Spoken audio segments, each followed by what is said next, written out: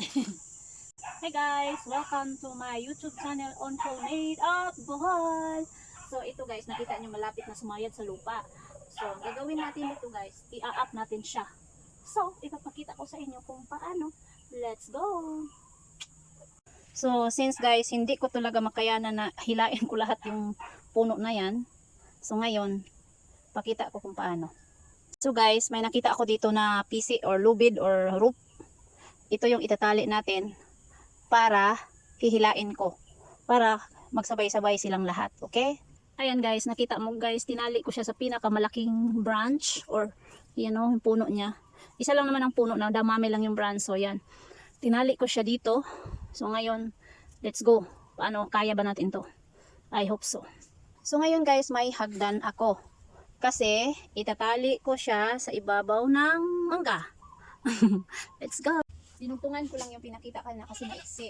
So since guys, napakabigat niyan, yung hihilain natin, hindi ko mahila yan by kamay.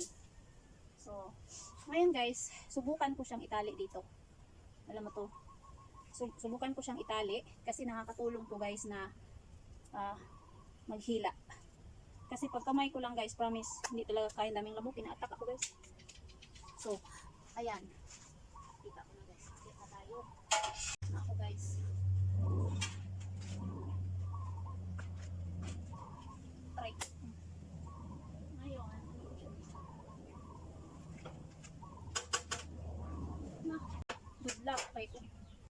Umigiwang yung ano guys, hagdan.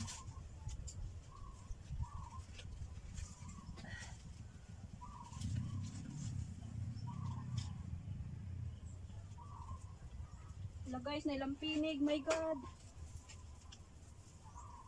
Ay!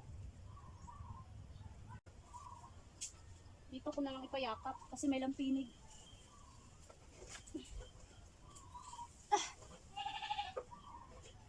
Tigas guys, talagang matigas.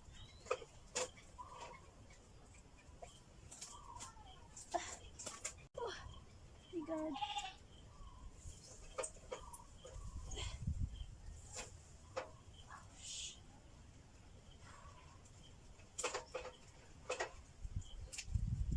May lampinig dito guys. Oh.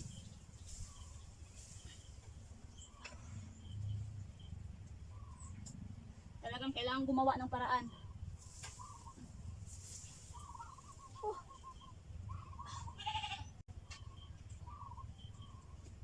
My God guys, kaya ko ba to?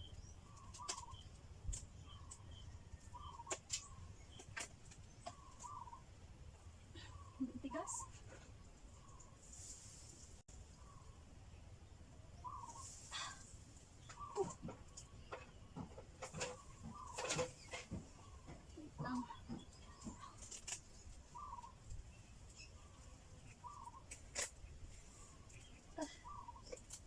Oh my God. Okay.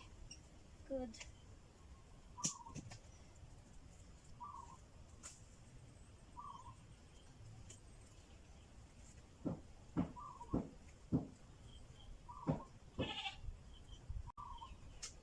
Ay, timing nga eh.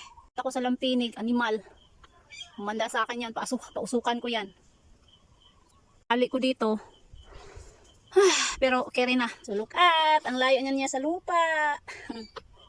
Thank you for watching guys. Basa pa ako kasi galing ako naglaba. Pero tinuloy-tuloy ko na yung ginagawa ko. See you my next time. Bye bye. Salamat.